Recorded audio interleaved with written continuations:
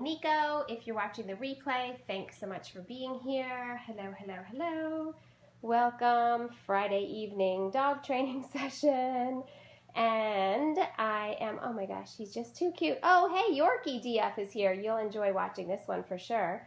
Nico is obviously a Yorkie as well. He just came in for training yesterday. I have his brother also here in the other room, and he actually might bark a little bit during this broadcast, but he's learning to be quiet. They were sort of inseparable up until just the other day. So they came in yesterday for training. Good boy. And Nico is reactive to new people. So I'm going to do a quick little training session where he's going to get to see someone for the first time. And let me get all set up and ready to go. I'm going to just turn this around real quick. Hello, everybody. If you are new to following me, or new to me, or new to Periscope, hello, my name is Kim Greco, and I am a dog trainer. I own a, I own a dog training business called Paws and Possibilities. And I also am the creator of our online dog training program called Manners Matter. And this is Nico, just in for training yesterday. When he sees somebody for the first time, he barks. And so we are doing a session where he's going to be seeing somebody for the very first time. And you'll get to see me work through using clicker training. So the plan is, my daughter Lindsay is right now on the stairs, and she's going to come down. And when he sees her, chances are he'll bark. And if that happens, I'll say no, and then squirt him with my handy dandy squirt bottle. And if he, yeah, Sarah Baker, absolutely. So you can shoot me an email because we can talk about setting something up where you can do that. Oh, I think he's already starting. So let me hang on, Nico, let me explain people what I'm going to do before you start to bark and growl. So if he's good, then I'm going to click and give him a treat.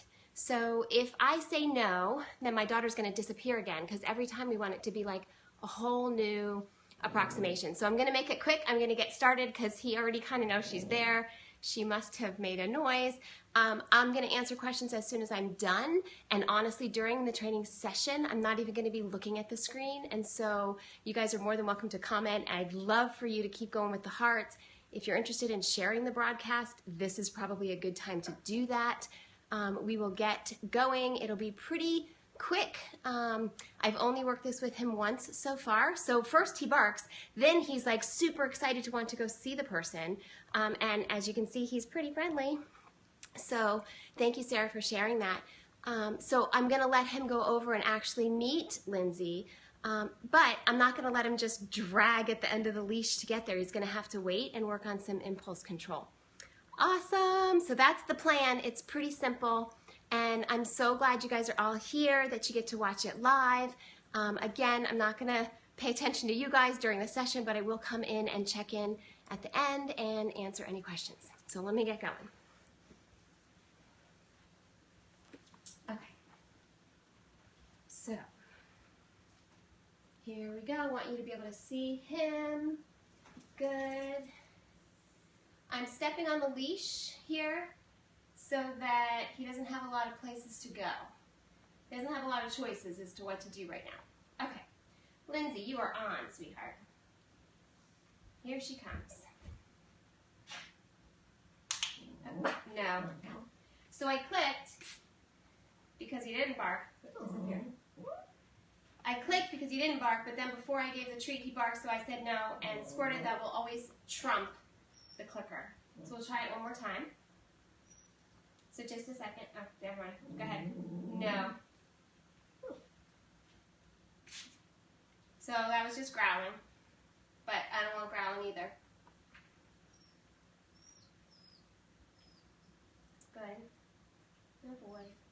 Good boy. Yeah, that's good. Okay, Lindsay. Nice. Good boy. Lindsay, can you disappear again?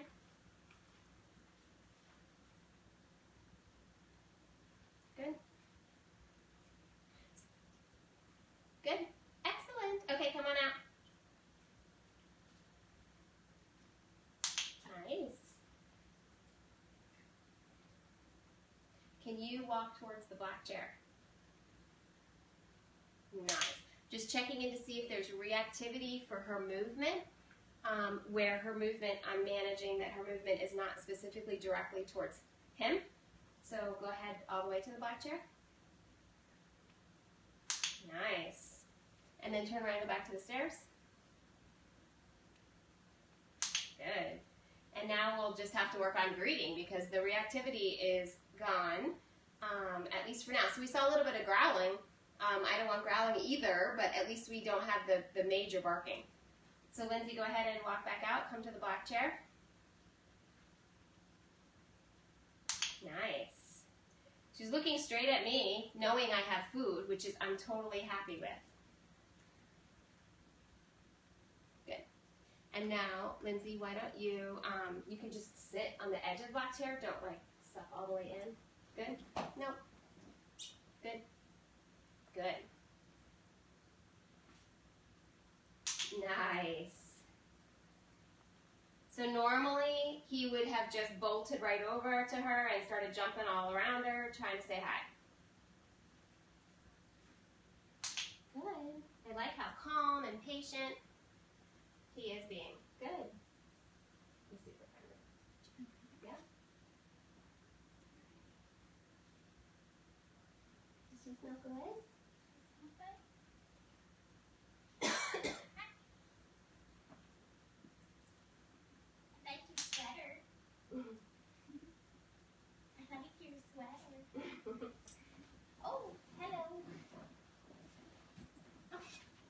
So we're seeing him start to get a little wild. Not her face. This way. This way. Good. Let's jump on everything. Mm-hmm. He's allowed to jump on the couch. He's allowed to jump on the chair. Good.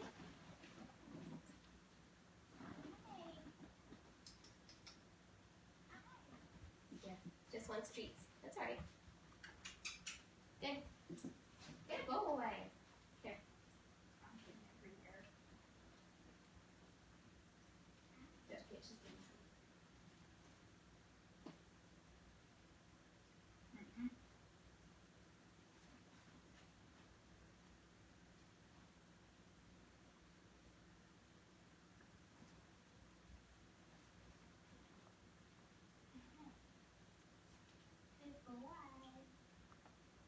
just and then just go straight path.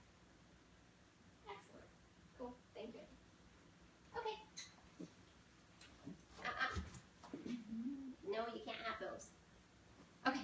Awesome. So that went really, really well. He actually did better than I imagined. Do you want to come up? Do you want to come up? Yes or no? Yes? Okay. Oh, awesome. Okay.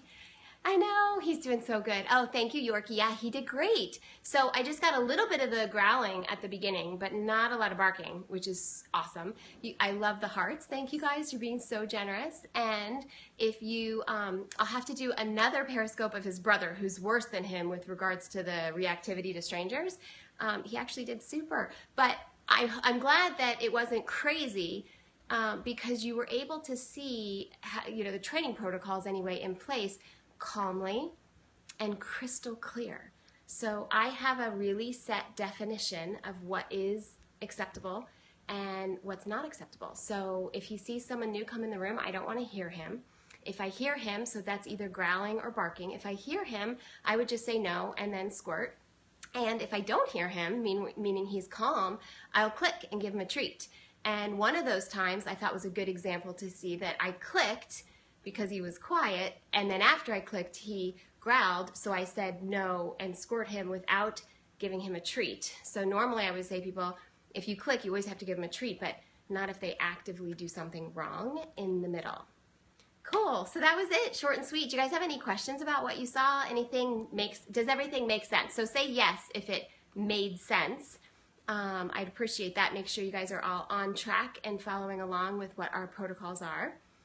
Yes, perfect, awesome, good, simple, so good advice. Thank you, I appreciate that, Amy. And the biggest thing here to teach a dog what those rules are is repetition. So something that I do maybe a little different, or at least I'm really very clear in my communication, as especially that I tell Lindsay to disappear after each one. Like, it's almost like individual approximations where she comes out, it's either pass or fail. He's either going to be quiet and get a click and treat, or he'll not be quiet, I'll say no and squirt, and then she disappears again, and then the next time we start over again. So the way I talk about that is almost like if I were filming a movie, it would be like take 1, and then take 2, and then take 3. And the more repetitions, when you can make them really crystal clear like that, those repetitions are super valuable to the dogs to learn every time they get to figure out exactly what the rules are. So, so they learn a lot faster, and as opposed to having everything just sort of merge all together. And in fact, if your dog is getting it wrong, obviously you set up those repetitions to keep trying. If he gets it wrong more than twice in a row, my recommendation then is to make it easier for him so he can get it right. And when he gets it right, in an ideal scenario, I'd love for him to get it right 3 times in a row before I really move on to make it harder. And in this case, I kind of moved on a little sooner than that, but it looked as if once he stopped growling, then he was kind of excited to just meet her. So, but super, super, super calm when he went to go meet her walking over, which is perfect. I've only done this with him once, and it was earlier today. And as soon as I started to have him go over to meet, yeah, he's so smart, to meet, it was actually my son this afternoon. As soon as I started to walk over to have him meet my son, he was just like crazy at the end of the leash, jumping up in the air, spinning in circles, like he couldn't restrain himself. So I was so excited to see him walking over calmly this time, because that was really an area he had a ton of trouble with last time. Cool. Is there any questions about that? Any specific questions about the dog reactive to another person coming in the room? Any questions on how you could take the scenario that you just watched and apply it to your own situation if you have something similar? Any questions? We'll start with questions just about this, and then if you guys have other questions, we can sort of move into that. You are so cute. You are too cute. I'm going to go ahead and put him down. I could just cuddle and hold him in my arms all night long, so let me put him down. I'm going to do the calming exercise with him while we chat. How about if only reactive in the crate? So the dog is in the crate and a person comes into the room and the dog is reactive. You can still set up the same scenario where you're going to either say no and spray or click and treat, but that each time that person would leave the room. Is it you the dog is reacting to? Makes it harder to reinforce or correct. Or is it if somebody your dog doesn't know comes into the room? That might make a big difference. But if it's you, your husband. Okay, so yeah, so you can be standing next to the crate, much like I was standing next to Nico, and then your husband would basically do what Lindsay did, or any other stranger. Well, it's going to be easier to bribe your husband to help you with this than other people, right? So then you're going to ask your husband, you know, come in the room, and it's either going to be pass or fail. And then he's going to leave the room, come in the room, and then you can do repetitions with that. Sometimes if it's a really big issue for the dog, I would recommend using better treats. The dog comes with me to work and he barks at people if the gate is up, but less reactive if the gate is down. Cool, so you could do this type of training. You could do a training session where you start with the gate down, have a friend come over just to help you, and the gate is down, and you start to work 1 or 2 approximations. Your dog might be good with the gate down and getting clicked and treated for not reacting when the gate is down, and then have your friend maybe do that 2 or 3 times where he's getting it right. Then have your friend go outside and put the gate up, have the same friend come back again. The same scenario where he was getting it right with the gate down, see if he can get it right with the gate up. But if he doesn't, you could just say no and squirt. Remember, you guys have to be super unemotional when you say no, and then I don't know if you could notice, or if you rewatch the beginning of this broadcast, I want you to take note of how slow Molly, nope, busted. Molly, wrong. Good girl. I saw her in the camera escaping. Where was I? Yeah, so if you did the gate, no gate followed by gate, your dog might actually be able to get it right, especially because he'll be figuring out exactly what you're identifying in a situation like that. Cool. Thanks for asking. Any other, I don't know if you can see. Let's see if I can show you. Try not to move with the tripod. I don't know if you'll be able to see. He'll probably get up when I do this enough. Can you see him? There we go. You can see him now. He's just hanging out, just lying down, nice and calm, just because I'm doing the calming exercise that I just love so much. Oh, I know he's so cute. And I thought that was pretty good too, that I just picked up the whole tripod and moved it. And I know Molly's gonna think I'm magic. I have actually, that's happened twice to me on a Periscope where I'm looking this way, but I have eyes, literally eyes in the back of my head. It's very helpful for training. Interrupts the Periscope a little bit, but it's very helpful. Same thing with dog aggression. So it depends, Ashley, what you mean exactly by aggression.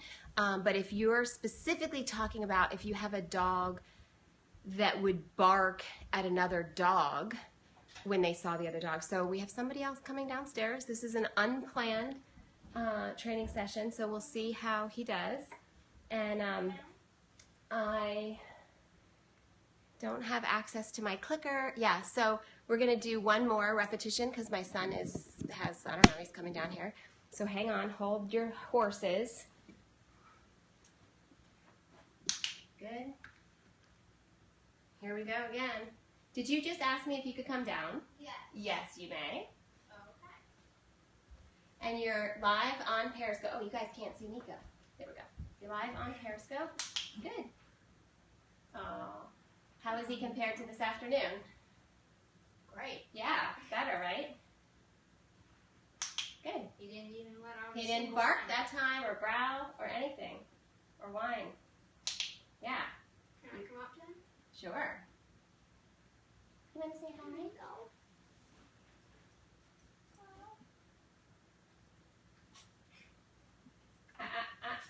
That's a little wild. Don't be wild. Not as safe. Good. Good. Cool. All right. Let me finish Periscope, buddy, and then we'll get ready for soccer. Okay. Cool. Awesome. So that one, I think, unplanned. That one was better than even with Lindsay because there was no growling that time. So better and better and better. Cool. And so now, my son came down earlier today when I had the other dog out just to ask me a quick question. He's so good, I know. And he didn't know he was going to have to do this whole type of training session. He's like, I only had a question to ask you. I'm like, well, this is what these guys need to work on. So I think someone asked me, what about dog aggression? And then I took advantage of this training opportunity as it presented itself. So dog aggression, if you're talking about you have a dog that's reactive to another dog, like they'll bark when they see the other dog, much like this guy was going to bark when he saw a person, then yes, you could do that also. Same way. You could have a dog pop from around the corner and then back again, pop around the corner, back again. With a dog, you might want to work more distance than what I just worked with the people here. You might want a longer space. So my room here is really long. I might want a dog on one far end of the room and then bring another dog in or do it outside. I oftentimes will set something like this up outside with dogs that are reactive to other dogs. Hey, Karen, listen closely because Karen has a dog, reactive dog. That's what we were just talking about. So a lot of times I'll go to a park. I always like to have some sort of a visual disconnect. So either one dog can go behind a car or around the side of a house, or Karen, I was at Broadneck Park recently doing this with a dog, and there was a whole, it was like an outdoor storage unit that was there for the county had it there. So I had one person sort of hide behind the storage unit and then the other dog here. And then when we were ready, this one just popped out and stayed right there. And this one either got it right or got it wrong and then went back behind the storage again. Exactly what we did at the beginning of this session. So the dog can pop out, be seen, and then go back. You had to deal with it today. Yeah, I know it's hard. Okay, so, but you can practice it. And so you have to have, yeah, you stepped on your neighbor's yard. That's funny. You have to have somebody help you. And then If it's just at the sight of the dog, when they pop out, this one will react, but you can say no and squirt, you could say no and correct with the prong collar, you could say no and any kind of correction really that would work for your dog, but it's inside this system. It's super, super clear. You're welcome, Ashley. And then as it gets harder, movement is sometimes more of a trigger. So I don't usually, like I didn't have the kids walk straight towards this dog the first time we tried it. I said, you know, walk back and forth. So literally walk this way to start the movement, not like come out and then go straight towards them. So it'll always make it easier. And then sometimes I switch it up. So then I'll have them switch places. I can't do this very well. So have the dog that was out and this one pops out. If you reverse them, so one is just sitting here waiting and then this one is the one you're training, comes around from the corner and sees this dog waiting. So that's another, like you reverse this positions. Find out one of those ways is going to be easier for your dog than the other, generally. And both of those situations are easier than when both dogs are in motion. There's just more to react to. When the one dog is moving that does the reacting and the other dog is also moving, there's just more variables. So if you can try to reduce the variables to the very minimum so that you have an opportunity to reinforce something. So can you guys hear a teeny bit of whining? I'm getting some longing eyes staring up at me. He just sort of jumped on my leg a little, wanted me to pick him up. But now I'm going to just keep ignoring him and see what happens. So he's either going to settle down and lie back down, or, oh, he just laid down, or he's going to kiss him. I know. Yorkie, yeah, Yorkie Buzz. Karen, I'm training a Yorkie. So you guys have to see. So he laid back down. He's so cute. There he is. I am a dog trainer, David. Thanks for asking. My name is Kim Greco, and I own a dog training business called Paws and Possibilities, and I am the creator of our online dog training course called Manners Matter. So you can find out all the information you want about me. I used to be a dolphin trainer for 10 years. David, I can teach you how to train your dog. Absolutely. And I was a dolphin trainer for 10 years, and I also worked seals, sea lions, exotic birds, penguins. It was super cool. Loved it. And so, no. It's just a mist. Like, it's just this little sprinkle. But the whole time he was like, ugh. Just remember to go slow when you do that. If you go slow, it's significantly more effective, and it's just a little bit of a mist. So calm energy. Calm energy, and not getting riled up, not getting upset, certainly not getting angry. So Karen, I think that's what we were talking about recently, about maybe you working a little bit more on.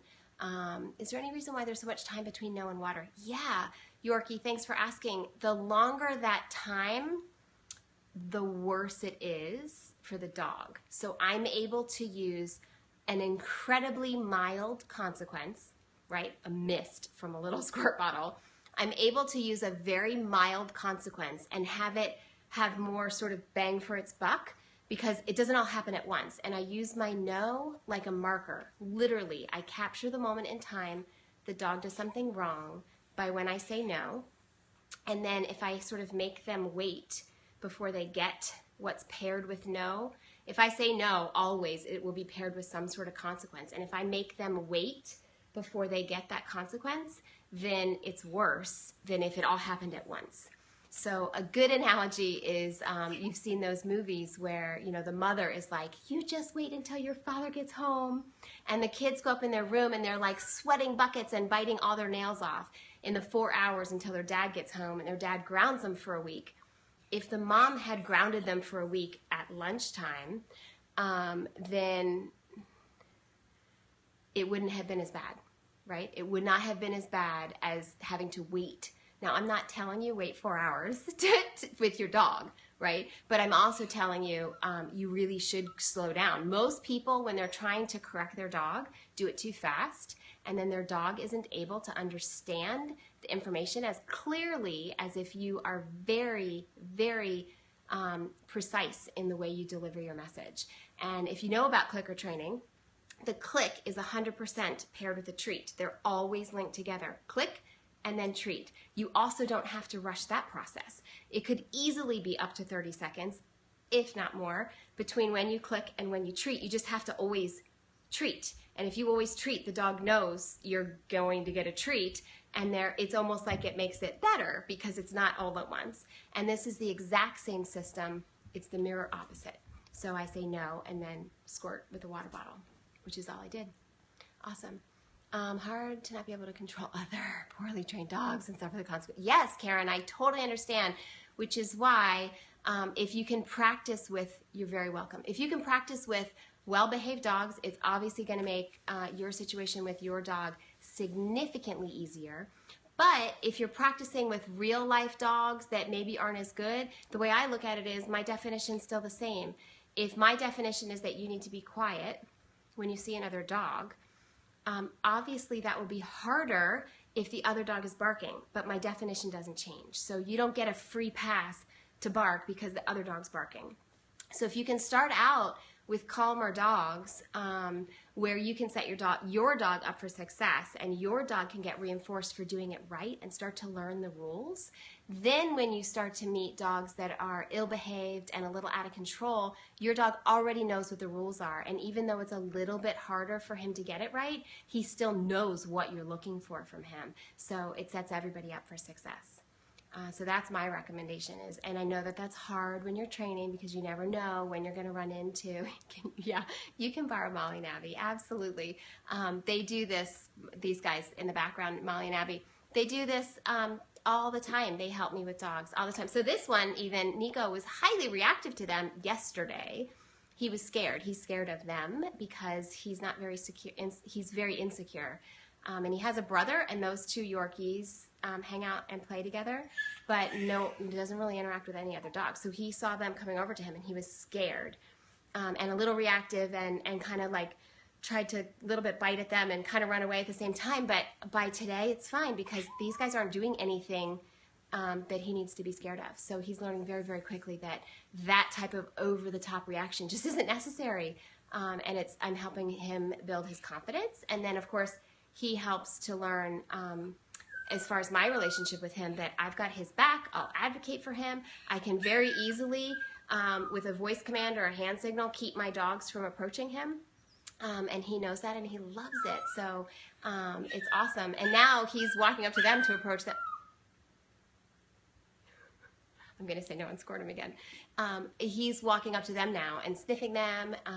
He hasn't played with them yet, but I would guess by the end of the weekend he will be. So anyway, it's just about taking it slow, building his confidence. And listen, I'm going to run. It's Friday night, but oh, and Mr. Six, you're just getting here. You can do that. You can do this. Right. And, oh, I'm sorry.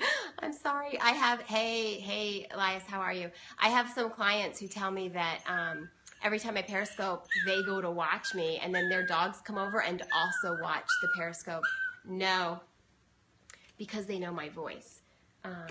So it's pretty cool, and that's awesome. And I love the dogs. So I'm going to let you guys see Nico one more time. He's doing great. So I just scored him because he was whining. So now he's up. I'm going to do this calming exercise again where he's learning that I just want him to lie down. So I'll wait for him to go back down.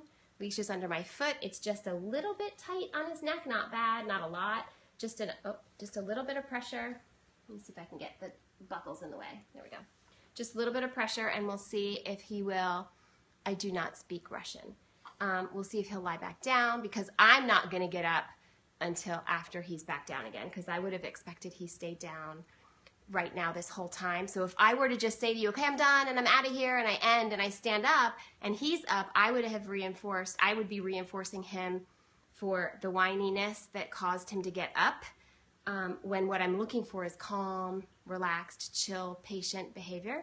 So so now I'm stuck here in this chair like this until he lies back down. So what's important is that, you know, as I look at the clock and I have to be somewhere soon, in my head I'm like, I don't really have time for this, I need to go. But I need to portray to him from a training point of view that I've got all day and that he can take as long as he wants to handle this and figure it out, and calm himself back down. And as soon as he does, then I'll be, yes, Karen, I know. There we go. I have been your technique trainer. High value reward other dog nails. Oh, cool. Awesome, Elias. I'm so glad to hear that. So he laid back down. Awesome. I can leave now. So I just wanted you guys to see that and to also be honestly telling you, like, I can't get up now. So he is a love. I know. And you guys stay tuned, okay? So if you're not already following me, follow me. I have his brother here too. I haven't periscoped his brother yet. His brother Cooper. So you got to come and meet him as well. He's a little more challenging, and he has bit 3 people in the last 8 months, drawing blood on all of them.